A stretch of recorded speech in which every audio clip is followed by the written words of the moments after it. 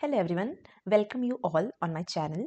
आज की वीडियो में हम यूजीसी नेट इकोनॉमिक्स 2019 के क्वेश्चंस को डिस्कस करेंगे। इससे पहले मैंने 2004 से लेके 2019 जून तक के सारे क्वेश्चंस अपने चैनल पे करवाए हैं, तो जिसने नहीं देखा वो जाके देख सकता है। और वीडियो को सब्सक्राइब जरूर कर लीजिएगा, अपने फ्रेंड के साथ जरूर शेयर करिएगा और ताकि आपको नए नए नोटिफिकेशन मिल सके। तो चलिए आज की वीडियो स्टार्ट करते हैं। हमें क्रोनोलॉजी में सेट करनी है इसको।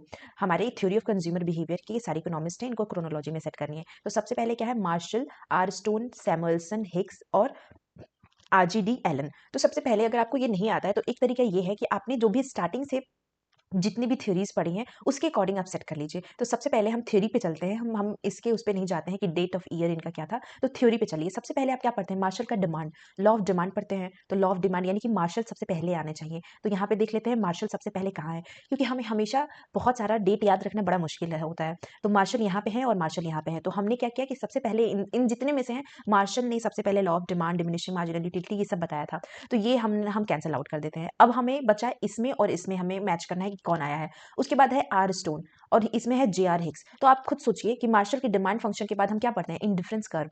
इंडिफरेंस कर्व किसने दिया था, हिक्स ने दिया था, स्टोन ने तो दिया नहीं था। तो मार्शल के तुरंत बाद हम हिक्स के बारे में पढ़ते हैं, ना कि स्टोन के बारे में पढ़ते हैं। तो हमारे ये आ गया ये जे आर हिक्स। उसके बाद हिक्स एंड एलन का था, फिर सैमुअल्सन ने अपनी रिवील्ड प्रेफरेंस थ्योरी दी और उसके बाद ये आर स्टोन। तो आर स्टोन की ऐसी बहुत बड़ी हम लोग नहीं पढ़ते हैं थ्योरी, लेकिन ये हमारा क्रोनोलॉजी होता है और उसके बाद आर स्टोन हम सेट कर सकते हैं। तो इस तरीके से हम सॉल्व कर लिए कि हमारा ऑप्शन नंबर डी करेक्ट होगा और इसका करेक्ट आंसर भी डी ही है। और अगर हम इसके इसके थ्रू ना जाके अगर हम इसके इस पे जाएं तो मार्शल 1890 में इन्होंने अपनी थ्योरी दी थी। हिक्स और एलन इन्होंने हिक्स ने 1932 में दी थी और ये 1934 में दी थी। और सैमुअल्सन ने अपनी थ्योरी 1938 में दी थी और इन्होंने आर स्टोन ने 1982 में दी थी। तो ये इसकी क्रोनोलॉजी से भी सेट हो गया। नेक्स्ट क्वेश्चन चलते हैं। Among normal cost curve which one of following curve does not have minimum point. तो अगर हम कॉस्ट कर्व देखते हैं तो हमारे अलग अलग कॉस्ट कर्व होते हैं और मिनिमम पॉइंट किसमें नहीं होता है। तो इसको चलिए देख लेते हैं। अगर हम बनाएं अपना कॉस्ट कर्व तो सबसे पहले हम देखते हैं तो एवरेज फिक्स्ड कॉस्ट कर्व हमारा इस तरीके से बनता है।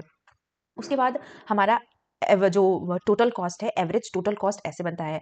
एवरेज वेरिएबल कॉस्ट हमारा इस तरीके से बनाया जाता है और मार्जिनल कॉस्ट हमारे ये नीचे से कट करते हुए जाता है, इस तरीके से बनता है। तो अगर हम देखें तो सबके मिनिमम पॉइंट है, इसकी भी मिनिमम पॉइंट है, इसकी भी मिनिमम पॉइंट है, इसकी भी मिनिमम पॉइंट है। लेकिन ये जो हमारा ये एवरेज फिक्स्ड कॉस्ट है जो इस तरीके से जाता है, इसकी कोई मिनिमम पॉइंट नहीं होती है। इसको मैं इस तरह से नहीं बनाऊंगी वरना कोई बोलेगा ये भी तो इसका मिनिमम पॉइंट है, लेकिन इसकी कोई मिनिमम पॉइंट नहीं होती है। तो हमारा average fixed cost correct option होगा क्योंकि इसकी कोई भी नॉर्मल कॉस्ट कर्व में मिनिमम पॉइंट नहीं होता है।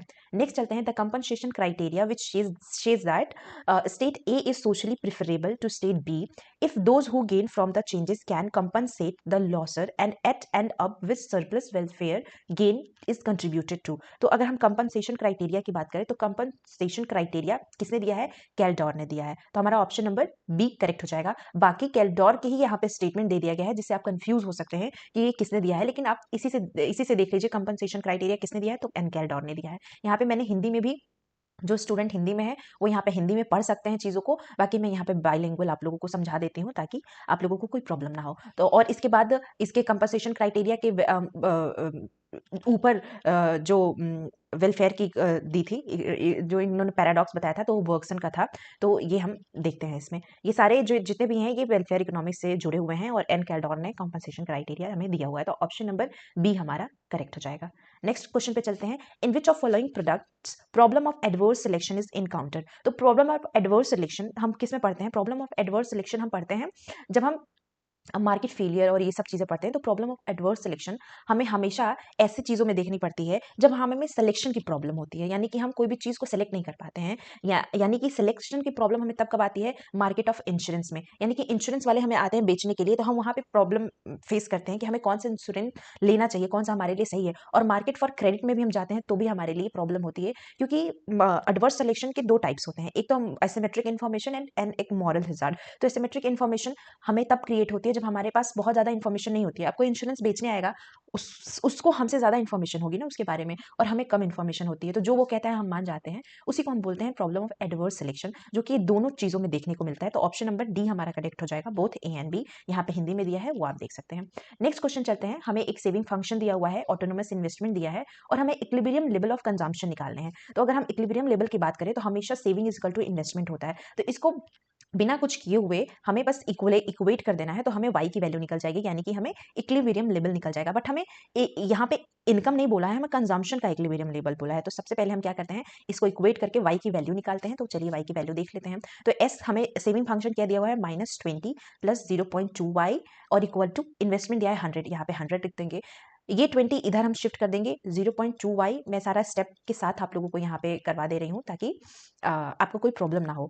ये 120 अपॉन 0.2, तो ये हमारा क्या आएगा, ये 0.2 यहाँ से हटेगा तो यहाँ पे 0 होगा, यानी कि 600। y की वैल्यू हमारी 600 आ गई, लेकिन हमें नेशनल इनकम y की वैल्यू नहीं चाहिए थी, हमें हमें कंजम्पशन पूछा है, लेवल ऑफ कंजम्पशन निकालना है। तो लेवल ऑफ कंजम्पशन कैसे निकालते हैं, एक और इक्वेशन आपने देखा होगा, y = c + i, c + i। अब i तो आपको पता है, बट आपको c नहीं पता, आपको यही c निकालना था और आपको ये y भी पता चल गया। तो y क्या है हमारा 600, आपको c निकालना है और हमें इन्वेस्टमेंट ऑलरेडी 100 दिया हुआ है। तो c इक्वल टू क्या होगा, c यहीं रहेगा, ये 100 इधर चला जाएगा, 600 - 100, तो c की वैल्यू क्या आ जाएगी, 500। तो this is the level of consumption from this equation. तो लेवल ऑफ कंजम्पशन हमारा 500 आ गया, जो कि ऑप्शन ए में है, तो ऑप्शन ए हमारा करेक्ट हो जाएगा।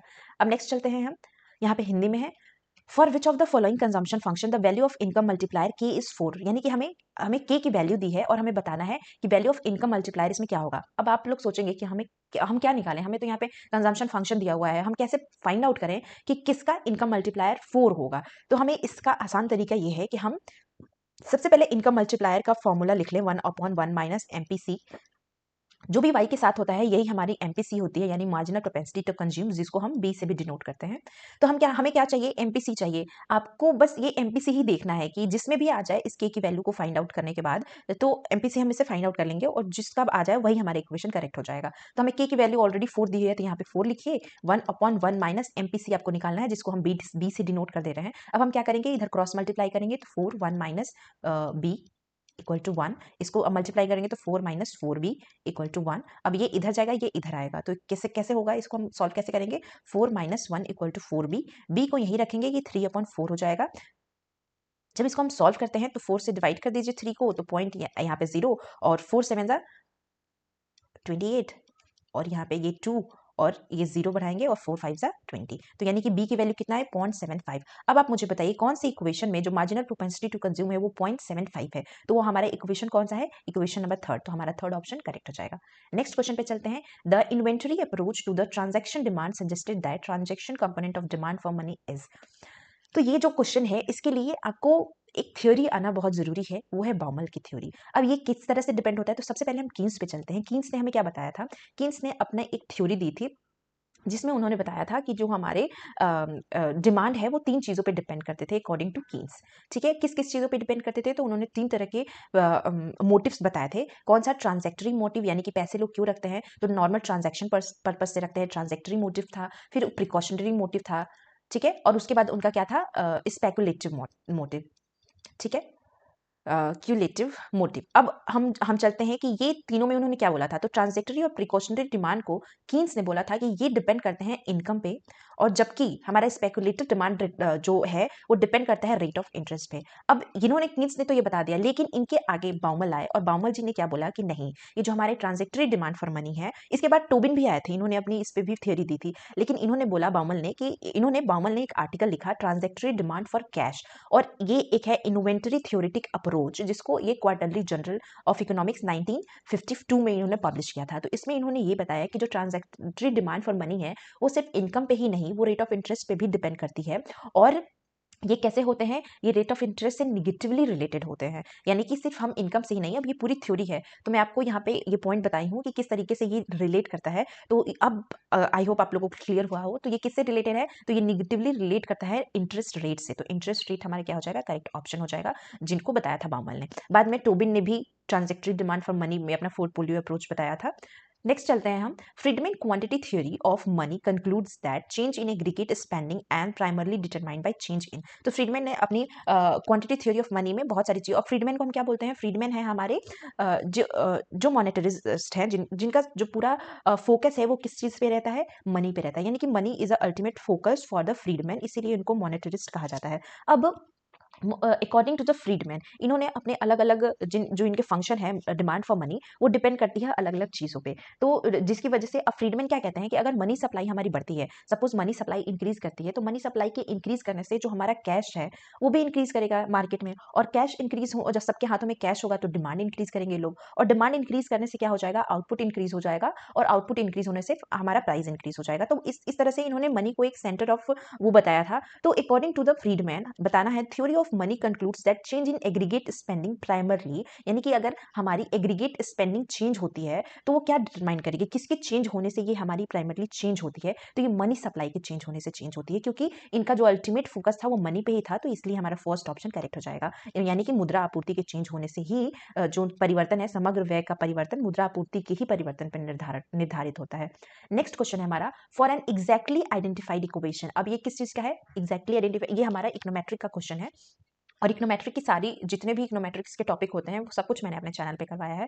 तो आप इकोनोमेट्रिक्स के नाम से ही प्लेलिस्ट है, उसमें सब टॉपिक वाइज मैंने वहाँ पे पढ़ाया हुआ है, तो आप देख लीजिएगा उसको अगर आपको किसी भी टॉपिक्स में प्रॉब्लम होती है तो for an exactly identified equation the order condition that should be fulfilled is that equation must, यानी कि दो तरह की इक्वेशन होती है, एक तो सिंगल इक्वेशन, एक सिस्टम इक्वेशन। सिंगल इक्वेशन में हम कई तरीके के इक्वेशन पढ़ते हैं और सिस्टम इक्वेशन में कई तरीके के इक्वेशन पढ़ते हैं। तो जब भी हम आइडेंटिफाइड इक्वेशन पढ़ते हैं तो उसमें तीन तरह की कंडीशन होती है, एक तो एग्जैक्टली आइडेंटिफाइड, एक अंडर आइडेंटिफाइड, एक ओवर आइडेंटिफाइड। तो एग्जैक्टली आइडेंटिफाइड के क्या कंडीशंस होते हैं उसको फुलफिल करने के लिए, तो एग्जैक्टली आइडेंटिफाइड में जो इक्वेशन है वो exclude one than the total number of endogenous variable in the model. इसमें क्या होना चाहिए कि इसमें जो फॉर्मूला लगता है हमारा k-1 एंड g-n, ये फॉर्मूले के बेस पे हम इसको सॉल्व करते हैं, और एग्जैक्टली आइडेंटिफाइड में ये दोनों इक्वल होना चाहिए, और उसके बाद जो हमारा ओवर आइडेंटिफाइड है उसमें ये ग्रेटर होना चाहिए, अंडर आइडेंटिफाइड में ये ग्रेटर होना चाहिए। तो इस तरह से अगर हम यहाँ पे एक्सक्लूड करते हैं वन को, किसमें, हमारे जो एंडोजिनस वेरिएबल है मॉडल के, जिसको हम k से रिप्रेजेंट करते हैं,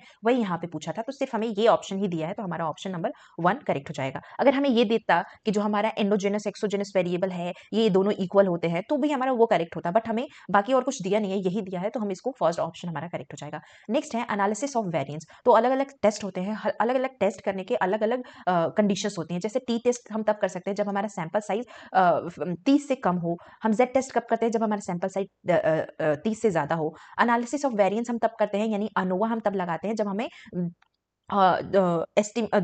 अनोवा हम तब लगाते हैं जब हमारे पास सैंपल, मतलब दो तरह के सैंपल हो सेम मीन के साथ, तब हम अनोवा करते हैं। हम पूरे ग्रुप को मेजर करते हैं अनोवा में, तो हम उस कंडीशन में एफ टेस्ट लगाते हैं।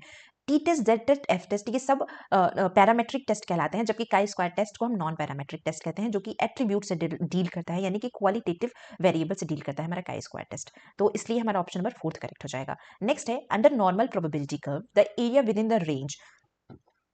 अगर हम नॉर्मल प्रोबेबिलिटी कर्व देखें तो मैंने स्टैटिस्टिक्स में ये सब कुछ पढ़ाया है, आप जरूर देख लीजिएगा। तो स्टैटिस्टिक्स और इकोनोमेट्रिक्स के सारे मैंने टॉपिक्स कवर किए हैं, तो आप मेरे चैनल के ही प्लेलिस्ट में जाके देख लीजिएगा। तो ये नॉर्मल जब जो कर्व है, हम इसमें क्या पढ़ते हैं कि एकदम पॉइंट बीचों बीच पॉइंट में, नॉर्मल कर्व में हमारा मीन मोड मीडियन सब कुछ इक्वल होता है, लेकिन इनको तीन रेंज में बांटा गया है। अब इन तीन रेंज के कुछ मतलब होते हैं। अब क्या क्या मतलब होते हैं जो तीन तीन रेंज है। फर्स्ट रेंज को हम अल्फा से डिनोट करते हैं, सेकंड को 2 अल्फा और 2 अल्फा। अब ये यहाँ पे निगेटिव वैल्यू इधर होती है, इधर पॉजिटिव वैल्यू होती है, तो दोनों को मिला के हम जो कुछ भी करेंगे दोनों को मिला के करेंगे। और बाकी इधर जो रेंज है उसको 3 अल्फा और ये -3 अल्फा, सॉरी अल्फा नहीं, सिग्मा।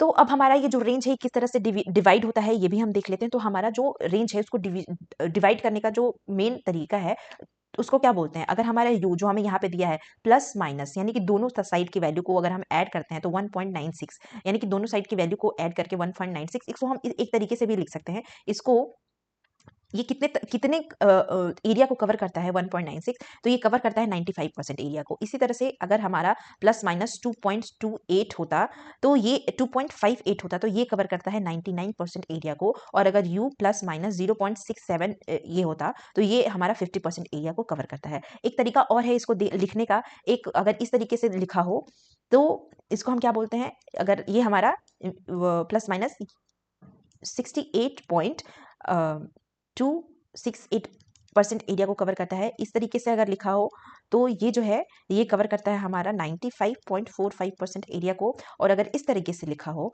तो ये कवर करता है हमारा 99.73% एरिया को। तो इस तरीके से हम हमारा नॉर्मल प्रोबेबिलिटी कर्व में जो रेंज है वो डिवाइड होता है। तो हमें ये वाला एरिया दिया था फर्स्ट वाला, तो ये 95% एरिया को कवर करता है। नेक्स्ट है बूट स्ट्रैपिंग टेक्निक्स क्या होती है। तो बूट स्ट्रैपिंग टेक्निक्स, ये हम सैम्पलिंग जब करते हैं तो हम इस टेक्निक का यूज करते हैं।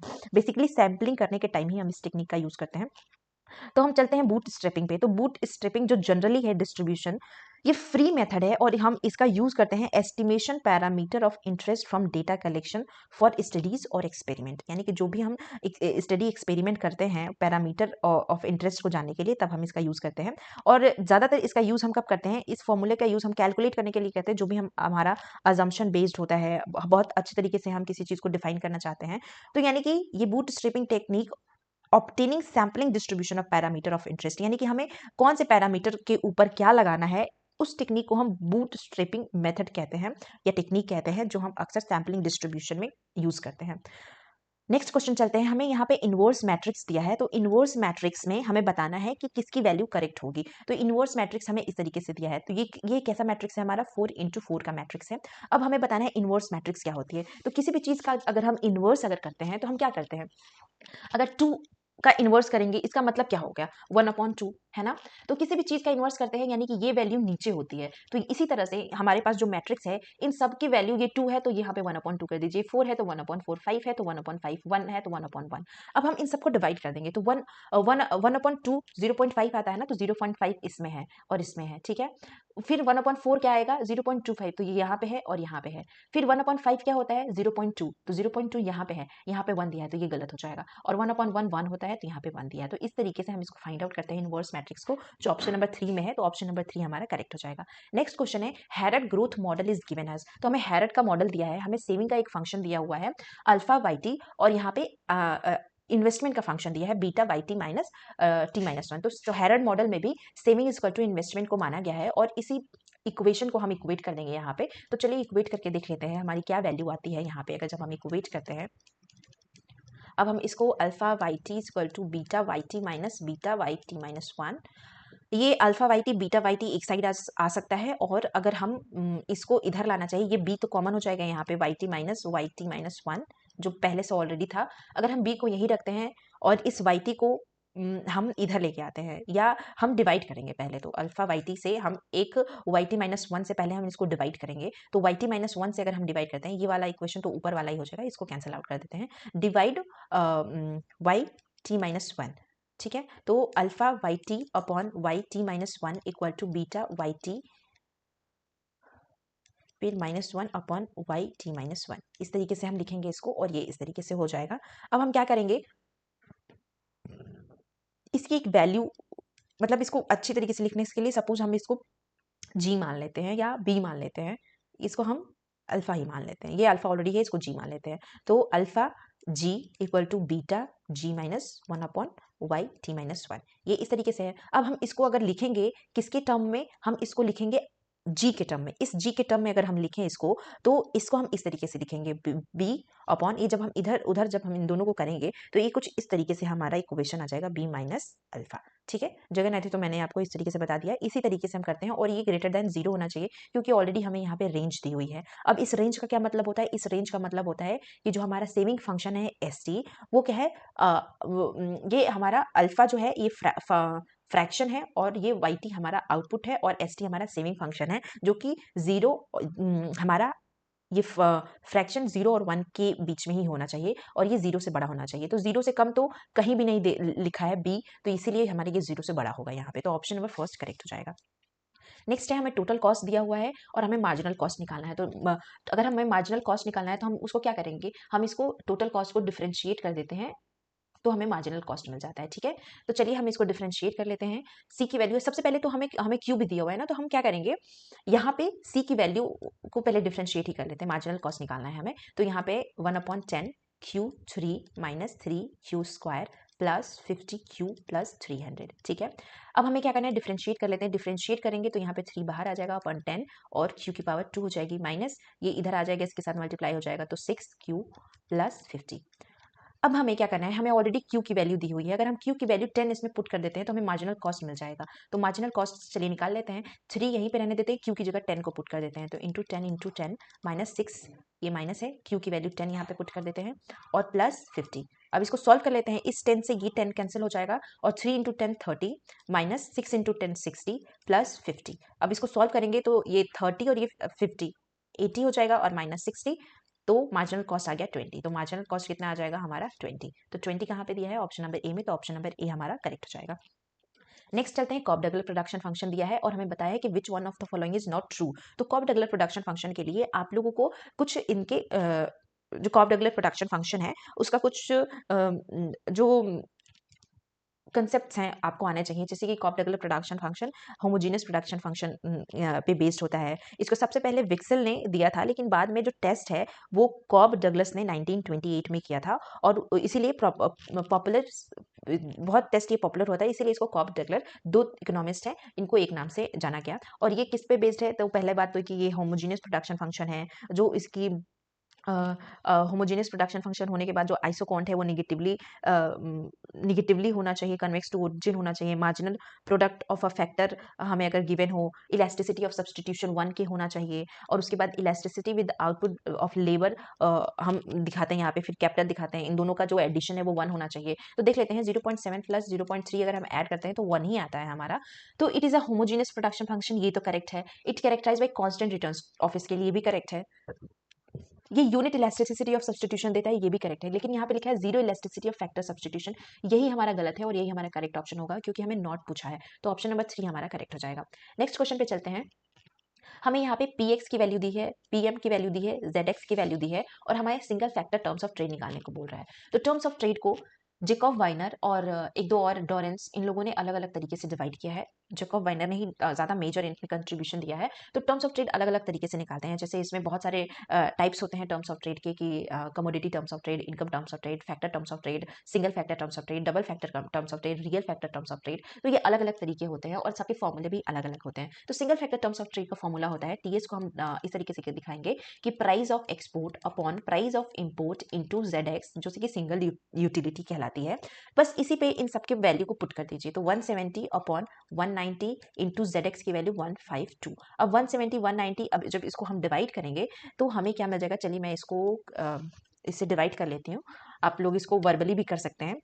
तो इसको मैं डिवाइड अगर करूं तो ये हमारा अराउंड 136, यानी अराउंड नहीं, डायरेक्ट 136 आ रहा है। तो 136 देख लेते हैं हमें किस में मिला है, तो ऑप्शन नंबर 1 में, तो ऑप्शन नंबर 1 हमारा करेक्ट हो जाएगा। नेक्स्ट है हमारा ये स्पेसिफिक टैरिफ किसे कहते हैं, तो स्पेसिफिक टैरिफ हम उसे कहते हैं जिसमें एक फिक्स्ड अमाउंट ऑफ मनी को लगाया जाता है हमारे कोई भी प्रोडक्ट, एक फिक्स्ड अमाउंट ऑफ प्रोडक्ट पे, तो हम उसको स्पेसिफिक टैरिफ कहते हैं। अगर हम इसकी बात करें, एड वॉलरम टैरिफ की बात करें, तो एड वॉलरम टैरिफ ये एक वैल्यू पे लगती है, यानी कि कोई भी फिक्स्ड अमाउंट उसका परसेंटेज ये वैल्यू ऑफ इंपोर्ट्स पे लगती है। जैसे कि हमने कोई भी ड्यूटी 20% इंपोर्टेड कार पे लगा दी, मतलब उसकी एक वैल्यू डिसाइड होती है, इसमें कोई मनी नहीं होती है फिजिकल कैपिटल पे, तो उसको एड वॉलरम कहते हैं। और जब दोनों साथ में लगाते हैं, तो साथ का एग्जाम्पल क्या है कि जैसे कोई अमेरिका से लैपटॉप को इंपोर्ट करना चाहता है, तो उसके लिए उसको पहले तो 10,000 रुपये देना पड़ेगा पर यूनिट, 10,000 रुपये, और साथ ही साथ plus 5% of value of the laptop, यानी कि जो वैल्यू है उस लैपटॉप की उसका 5% भी देना होगा। तो इन दोनों को जब मिक्स करते हैं तो उसको कंपाउंड टैरिफ कहा जाता है। नेक्स्ट चलते हैं, Heckscher Ohlin trade maintains that. तो हेक्सर रोलिंग ट्रेड क्या कहता है, हेक्सर रोलिंग ट्रेड यही कहता है कि जब जो दो कंट्री है, दो कंट्री में ट्रेड तभी पॉसिबल होगा जब किसी एक कंट्री के पास कोई एक चीज अबंडेंट हो, यानी कि ज्यादा हो। सपोज इंडिया है और चाइना है, तो इंडिया और चाइना में ट्रेड तभी होगा जब दोनों कंट्री के पास, जैसे सपोज लेबर और कैपिटल की बात करते हैं, क्योंकि हेक्सर रोलिन ने यही दो चीज की बात की थी, labour and capital is a two factor of production.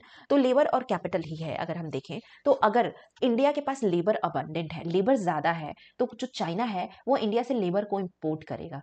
और अगर चाइना के पास कैपिटल ज्यादा है तो इंडिया चाइना से कैपिटल इंपोर्ट करेगा और अपना लेबर एक्सपोर्ट करेगा। तो इसको हेक्सर रोलिन मॉडल ने समझाया है, यानी कि यहाँ पे एब्सोल्यूट, यहाँ पे comparative advantage theory, the distribution of gain from trade, Absolute advantage theory determining the distribution of gain for trade, a country export goods of resources। तो अगर हम इसकी इस पूरे उसको देखें तो a country export good for which its resource endowment are most suited। तो यस, यही अभी मैं आपको समझा रही थी कि ऐसा एक्सपोर्ट यानी कि देश उन वस्तुओं का निर्यात करता है जिसके लिए उसकी संसाधन उपलब्धता सर्वाधिक उपयुक्त है। अभी जो मैं आपको बता रही थी कि जिसके पास जो ज्यादा होगा उस चीज का वो एक्सपोर्ट करेगा।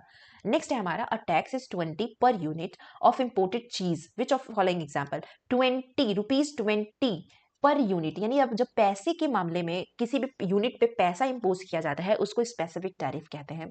अगर किसी भी वैल्यू पे कोई परसेंटेज इंपोर्ट किया जाता है, पैसे नहीं कि इतना परसेंट आपको इतनी वैल्यू पे देनी है, तो हम उसको एड वैलोरम टैक्स कहते हैं। अब इसको समझने के लिए हमें दो चीज को समझना जरूरी है। सपोज करिए कि आप सिर्फ पैसे लगा रहे थे, पैसे आप कोई भी कंट्री पैसे इंपोज कर रही थी, मतलब टैक्स इंपोज कर रही थी कोई भी गवर्नमेंट किसी भी चीज पे, किसी भी इंपोर्टेड चीज पे, कि ताकि वो कम इंपोर्ट कर सके, हम कम इंपोर्ट करें, तो उसको डिस्करेज करने के लिए वो स्पेसिफिक टैरिफ लगा रही थी। लेकिन वो स्पेसिफिक टैरिफ लगने की लेकिन कोई आदमी क्या किया, बहुत ज्यादा मतलब चाइना क्या किया कि वो उसने पैसे कम कर दिए उस चीज के और बहुत बल्क में वो चीज भेजने लगा। तो उस बल्क की चीजों को कम करने के लिए उसकी कितनी वॉल्यूम है उस पर हम जब टैरिफ लगाते हैं तो हम उसको एड वैलोरम टैरिफ करते हैं। आई होप आप लोगों को समझ में आ गया होगा। Which one of following is an example of positive externalities. तो दो तरह की मतलब प्रभाव होते हैं, बाहरी प्रभाव। कौन कौन से होते हैं दो तरह के, एक तो पॉजिटिव एक नेगेटिव। पॉजिटिव कैसे, पॉजिटिव उस सेंस में जब किसी हमारी सोसाइटी को ओवरऑल फायदा हो रहा है उसको हम पॉजिटिव एक्सटर्नलिटीज कहते हैं, और अगर नुकसान हो रहा हो उसको हम नेगेटिव एक्सटर्नलिटीज कहते हैं। जैसे कि अगर हम कोई स्मोकिंग करता है या स्मोकिंग की प्रोडक्ट्स को बेचता है तो ये नेगेटिव एक्सटर्नलिटीज है हमारी सोसाइटी के लिए। लेकिन अगर कोई इंजेक्शन दे रहा है, अच्छी अच्छी दवाइयाँ दे रहा है, तो वो पॉजिटिव एक्सटर्नलिटीज हो गई। तो अगर पब्लिक इम्यूनाइजेशन हो रहा है तो ये पॉजिटिव एक्सटर्नलिटी का एग्जाम्पल होगा। लेकिन कॉर्पोरेट टैक्स अगर हम बढ़ा देते हैं तो ये एक नेगेटिव एक्सटर्नलिटीज हो जाएगी उस कंपनी के लिए। अगर हम एक्स्ट्रा परमिट दे देते हैं किसी भी पॉल्यूशन के लिए कि इतने से ज्यादा आप लिमिट क्रिएट कर सकते हैं, तो पॉल्यूशन अल्टीमेटली हमारे पूरे इन्वायरमेंट के लिए हार्मफुल है और एज अ पर्सन भी हार्मफुल है। तो ये नेगेटिव एक्सटर्नलिटीज का पार्ट होगा। Monitoring the hazards caused by industry. तो अगर हम जो इंडस्ट्री में हैजार्ड क्रिएट हो रहा है उसकी मॉनिटरिंग कर रहे हैं, उसको रोक नहीं रहे हैं, उसकी मॉनिटरिंग ही कर रहे हैं बस, तो वो भी एक नेगेटिव एक्सटर्नलिटी का पार्ट होगा। लेकिन पब्लिक को इम्यूनाइज करना, उनको वो करना, ये एक पॉजिटिव एक्सटर्नलिटी का पार्ट है, क्योंकि गवर्नमेंट चाहती है कि हमारी पब्लिक रोगों से मुक्त रहे। तो ये हमारा फर्स्ट ऑप्शन करेक्ट हो जाएगा। Which among the following marketed from leads to more efficient allocation of resources. तो ज्यादा इफिशिएंट अगर अगर हम अलग अलग फॉर्म्स ऑफ मार्केट पढ़ते हैं, perfect competition, monopoly, monopolistic competition, oligopoly, तो सब में कुछ ना कुछ बैरियर होते हैं इन सब में। लेकिन परफेक्ट कंपटीशन में किसी भी तरह का कोई बैरियर नहीं होता है, यहाँ पे सब कुछ एलोकेट होता है, इफिशिएंटली एलोकेट होता है, मार्केट बहुत अच्छे से रन करती है। तो हमारा ऑप्शन नंबर 4 यहाँ पे करेक्ट हो जाएगा, परफेक्ट कंपटीशन। नेक्स्ट क्वेश्चन है हमारा, incidence of tax refers to. Incidence of tax refer क्या बताता है, तो इंसिडेंस ऑफ टैक्स हमें बताता है कि जो टैक्स लगे जिस व्यक्ति पे लगे वही व्यक्ति उसको पे करे, कोई दूसरा व्यक्ति ना पे करे। तो ये क्या कहलाता है, इंसिडेंस ऑफ टैक्स कहलाता है, जिसको हम किसी दूसरे पे ट्रांसफर नहीं कर सकते हैं। इसका एग्जांपल क्या है, जैसे मैं कमाती हूँ, अगर जितने भी रुपए अगर मैं कमा रही हूँ, तो जो टैक्स लगेंगे हमारे इनकम पे, मेरी इनकम पे जो टैक्स लगेगा मुझे ही पे करना है, कोई और मेरे मम्मी पापा नहीं पे कर सकते हैं, या फिर मैं किसी और से पे नहीं करवा सकती हूँ। तो उसी को इंसिडेंस ऑफ टैक्स कहते हैं, कि यानी कि द पर्सन और अ ग्रुप अल्टीमेटली पे द टैक्सेस। तो यहाँ पे ऑप्शन नंबर 3 में हमें ये दिया है, तो ऑप्शन नंबर 3 हमारा करेक्ट हो जाएगा। नेक्स्ट चलते हैं, इसमें एक और चीजें हैं कि whether the tax is progressive, proportional और रिग्रेसिव। उसको इंसिडेंस ऑफ टैक्स नहीं कहते हैं। प्रोग्रेसिव, प्रोपोर्शनल और रिग्रेसिव एक टैक्स के तरीके होते हैं। प्रोग्रेसिव टैक्स उसे कहते हैं जब हम जैसी जिसकी इनकम है उस हिसाब से हम उस पे टैक्स लगाते हैं। गरीब है तो गरीब के लिए कम टैक्स, अमीर है तो ज्यादा टैक्स। प्रोपोर्शनल टैक्स उसे कहते हैं कि जैसे नहीं सॉरी प्रोपोर्शनल टैक्स जैसे जैसे इनकम बढ़ती है वैसे टैक्स बढ़ता है प्रोग्रेसिव टैक्स में। और प्रोपोर्शनल टैक्स में हम एक प्रपोर्शन से टैक्स लगाते हैं, यानी कि जिसके पास कम इनकम है उसे पे कम टैक्स, ज्यादा इनकम पे ज्यादा टैक्स। रिग्रेसिव टैक्स उसे कहते हैं, ये थोड़ा उल्टा होता है, जिसकी ज्यादा इनकम उस पर कम टैक्स, जिसकी कम इनकम उस पर ज्यादा टैक्स। तो ये बहुत ही लिमिटेड सेक्टर में लगाया जाता है रिग्रेसिव टैक्सेस। तो ये एक तरीका होता है, ठीक है। नेक्स्ट चलते हैं हम, एक पीकॉक वाइसमैन हाइपोथेसिस का एक इंपॉर्टेंट वर्क है जिन्होंने पब्लिक एक्सपेंडिचर के ऊपर अपना काम किया था।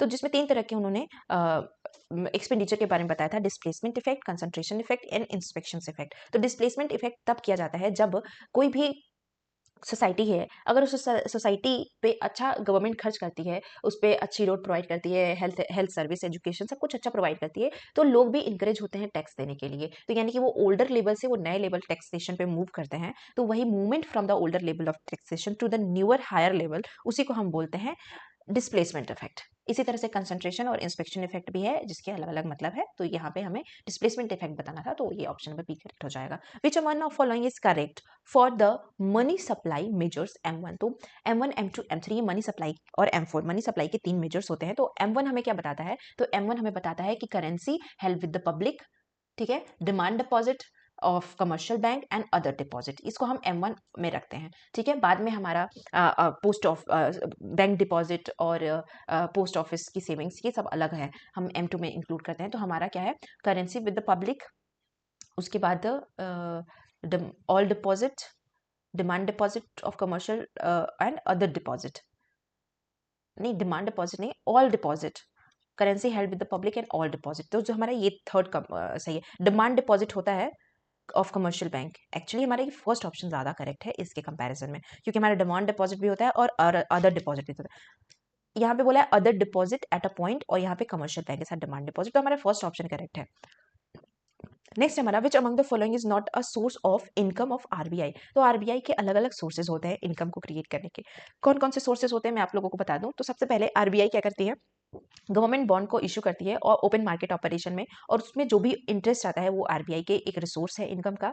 उसके साथ साथ ही साथ फ्री जितने भी बोरोइंग होती है मार्केट में, उस पे जो अर्न होती है हमारी डिविडेंड जो गवर्नमेंट प्रोवाइड करती है, जितने भी फॉरेन असेट्स एंड गोल्ड है उसकी रिवैल्यूएशन पे जो इनकम अर्न होती है वो आरबीआई की होती है। हमें बताना है कि कौन सा नहीं है, तो देख लेते हैं। Interest on government bond open market operation, तो ये तो सोर्स है। Income from investment in foreign asset ये भी है। Retain earning and net dividend paid to the government, तो ये भी है। And dividend on share of private equity held with the bank, ये नहीं है। यही हमारा करेक्ट ऑप्शन है। क्यों है? क्योंकि अगर हम कोई भी dividend as share private equity के लिए करते हैं, वो भी बैंक से, तो वो आरबीआई का पार्ट नहीं होगा, वो उस एंटिटी का पार्ट होगा जो डिविडेंड और शेयर का ओनर है, उसको जिसको वो मिल रहा है, जो बैंकों द्वारा आधारित प्राइवेट इक्विटी या शेयर का लाभांश है, वो उसी को वो इनकम का सोर्स होगा, ना कि आरबीआई का। तो ऑप्शन नंबर 4 हमारा करेक्ट है। Insolvency and bankruptcy code is primarily interested with the bank of the following. तो इंसॉल्वेंसी एंड बैंकरप्सी कोड ये तब आई थी जब हमारे बैंकों के पास बैड लोन बहुत ज्यादा हो जाते हैं। तो बैड लोन कैसे वापस आए, तो उसको वापस लाने के लिए ये कोड बनाया गया था, इंसॉल्वेंसी एंड बैंकरप्सी कोड। तो इसलिए ये स्टार्टिंग में आया था। तो facilitating the recovery of government dues नहीं। Facilitating recovery of debt given by the foreign bank to the Indian companies, no. Facilitating bank recover higher amount of bad loans, तो जहाँ भी bad loans आए उसकी रिकवरी के लिए, इसको facilitate करने के लिए ये गवर्नमेंट बैंक लेके आई थी इंसॉल्वेंसी एंड बैंकरप्सी को। तो ऑप्शन नंबर 3 हमारा करेक्ट हो जाएगा। नेक्स्ट है, when the market rate of interest fall, यानी कि जब market rate of interest fall हो जाएगा तो क्या क्या होगा, व्हाट विल हैपन। तो देखिए, अगर बॉन्ड यील्ड और बॉन्ड प्राइस के बारे में देखें तो ये दोनों के बीच में इनवर्स रिलेशन को, ये दोनों इनवर्स रिलेशन को रखते हैं, bond price and bond yield, और बॉन्ड यील्ड कूपन से मैच करता है। अगर इंटरेस्ट रेट फॉल होता है तो इंटरेस्ट रेट फॉल होने से क्या क्या चीजें होती है, तो इंटरेस्ट रेट फॉल होने से हमारा जो बॉन्ड प्राइस है वो क्या हो जाता है, कम हो जाता है। बॉन्ड की प्राइस कम हो गई क्योंकि इंटरेस्ट रेट फॉल हो गया। जब बॉन्ड प्राइस कम होती है तो जो बॉन्ड की यील्ड है, यानी कि जो उस बॉन्ड की बॉन्ड पत्र है यानी बॉन्ड यील्ड है, वो बढ़ जाती है। तो ऑप्शन नंबर हमारा 4 यहाँ पे करेक्ट होगा, bond price fall, bond yield rise. Next है हमारा elasticity of substitution of production function, Hicks and Harrod neutrality technical progression would be. तो Hicks and Harrod technical progression में इलास्टिसिटी ऑफ सब्सटीट्यूशन 1 के equal होता है, ठीक है। ये ध्यान रखिएगा क्योंकि कॉप-डॉगलर प्रोडक्शन फंक्शन को फॉलो करते हैं। नेक्स्ट है हमारा, in which of following knife edge problem occurs. तो नाइफ एज प्रॉब्लम हमारा हेरेड के हेरेड डोमन मॉडल में आता है। हेरेड डोमन मॉडल में नाइफ एज प्रॉब्लम तब आती है जब इनके अकॉर्डिंग जो actual rate of growth, warranted rate of growth और नेचुरल रेट ऑफ ग्रोथ, जब ये तीनों इक्वल हो जाते हैं तो उसको हम बोलते हैं नाइफ एज इक्विलिब्रियम, और ये तीनों इक्वल नहीं होते हैं तो उसी को हम बोलते हैं नाइफ एज प्रॉब्लम। तो ये अकर करती है हेरेड के मॉडल में। तो ऑप्शन नंबर 3 करेक्ट हो जाएगा। अब हम आते हैं, हमारा क्वेश्चन है कि consider the economy with the linear homogeneous Cobb regular production function. हमें of the two input output and labour, हमें शेयर दिया है लेबर का और कैपिटल का, ये शेयर है। Rate of growth of labour, ये कैपिटल दोनों का दिया है। Rate of growth of output भी दिया है। हमें क्या निकालना है, rate of growth of output, total factor productivity. तो अगर हम कॉप रेगुलर प्रोडक्शन फंक्शन को पूरी तरह से एक्सप्लेन करें तो आउटपुट ग्रोथ किसके इक्वल होता है, मैं यहाँ पे फॉर्मूला आपको बता रही हूँ। Output growth is equal to labour share into labour growth, labour share into labour growth plus capital share into capital growth. ठीक है, उसके बाद क्या आता है हमारा टोटल फैक्टर प्रोडक्टिविटी, जिसको हम के से डिनोट करते हैं ना, तो वही है हमारा technical progression plus technical progression. ठीक है, अब इसको इसको इस तरीके से भी समझ लीजिए, कॉपरेगुलर प्रोडक्शन फंक्शन को अगर हम अच्छे से लिखें तो आउटपुट क्या होता है, के लेबर का शेयर के अल्फा कैपिटल अल्फा -1, इसको हम टी टेक्निकल टी से डिनोट कर सकते हैं या किसी से भी डिनोट कर सकते हैं, या आउटपुट वाई से भी डिनोट कर सकते हैं, ओ से भी डिनोट कर सकते हैं। तो इसी को हमने इस फॉर्म में लिख दिया। अब हमें क्या क्या दिया हुआ है, output of the growth output, तो आउटपुट ग्रोथ हमें कितना दिया हुआ है 6% पर एनम। ठीक है, ये रहा हमारा आउटपुट ग्रोथ। तो यहाँ पे हम क्या लिख देंगे 6। हमें लेबर शेयर कितना दिया हुआ है, तो यहाँ पे आपको दिया हुआ है function input out the share of capital and labour. तो कैपिटल का शेयर है 1/3 और लेबर का शेयर है 2/3। तो लेबर का शेयर क्या है 2/3। लेबर की ग्रोथ कितनी है, तो देखिए कैपिटल की ग्रोथ 6 है, लेबर की ग्रोथ 3 है, तो 3 है लेबर की ग्रोथ, तो 3 रखेंगे यहाँ पे। उसके बाद हम प्लस करेंगे, कैपिटल का शेयर कितना है 1/3, कैपिटल ग्रोथ कितना है 6%, और हमें निकालना क्या है टोटल फैक्टर प्रोडक्टिविटी यानी कि टी निकालना है, और प्लस यहाँ पे टी लिख देंगे। अब इसको सॉल्व कर लेते हैं, 3 से ये 3 कैंसिल, 3 की 2, ये कितना आएगा 6 = 2 + 2 + टी, तो 6 = 4 + टी। तो टी अगर हमें निकालना है टोटल फैक्टर प्रोडक्टिविटी, तो ये इधर चला जाएगा, तो यानी कि 6 - 4 क्या आ जाएगा 2, तो 2% हमारा क्या हो जाएगा total factor productivity. Option number second correct हो जाएगा। नेक्स्ट है author of freedom as a development, तो फ्रीडम एज अ डेवलपमेंट या ये अमर्त्य सेन का है, इसमें क्या समझाना है, ये उसके ऑथर है। विच of following is not an example of market failure, तो मार्केट फेलियर किस किस चीजों में होती है, तो मैं आप लोगों को बता दूं, मार्केट फेलियर पब्लिक गुड में होता है, asymmetric information, adverse selection, externalities, monopolies, oligopoly, जितने भी परफेक्ट कंपटीशन को छोड़ के जितने भी मार्केट हैं सब में मार्केट फेलियर होता है। बाकी हमारी एक्सटर्नलिटीज, एसिमेट्रिक इन्फॉर्मेशन, इन सब में होता है, लेकिन इकोनॉमीज ऑफ स्केल में नहीं होता। Economies of scale market failure को नहीं दिखाता है। तो ये रहा हमारा इतना क्वेश्चन। हम इसके आगे के क्वेश्चन को बाद में करेंगे क्योंकि बहुत लंबा वीडियो हो गया है, तो आगे के क्वेश्चन को नेक्स्ट वीडियो में लाऊंगी। अगर क्वेश्चन आपको अच्छा लगे तो लाइक जरूर करिएगा, और आज के लिए इतना ही। Thank you so much and stay tuned for next video.